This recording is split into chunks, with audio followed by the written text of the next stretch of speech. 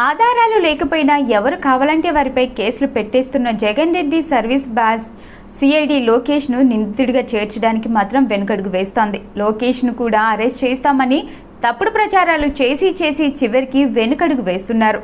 గతంలో fibre grid కేసులో లోకేష్ నిందితుడు కాదని చెప్పిన సిఐడి తాజాగా స్కిల్ కేసులోనూ అదే మాట చెప్పారు.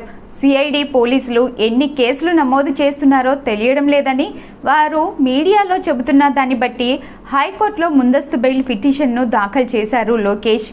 విచారణ వాయిదాలు పడుతూ వచ్చింది. విచారణలో సిఐడి లోకేష్ నిందితుడు కాదని చెప్పుకొచ్చింది. ఆయనను నిందితుడిగా చేర్చాలనుకుంటే 41A నోటీసులు ఇస్తామని చెప్పింది. ముందస్తు బెయిల్ పిటిషన్ ఈ కారణంగా డిస్పోజ్ అయింది.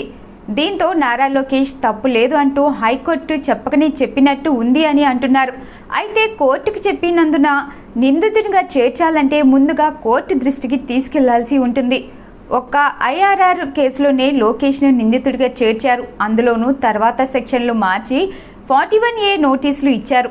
2 రోజులు విచారణ జరిపారు. 2 రోజుల విచారణలో కేసుకు సంబంధించి ఏ ప్రశ్నలు లేవని, గూగుల్లో దొరికే ప్రశ్నలే అడిగారని లోకేష్ తేల్చేశారు. ఆ కేసులో అసలు లోకేష్కు ఎలాంటి సంబంధం ఉందని నిందితుడిగా చేర్చారో తర్వాత బయటపడనుంది. అసలు టెన్షన్ ఎందుకు అనుకున్నారో ఏమో కానీ ఇతర కేసుల్లో లోకేష్ నిందితుడు కాదని కోర్టుకి చెప్పారు.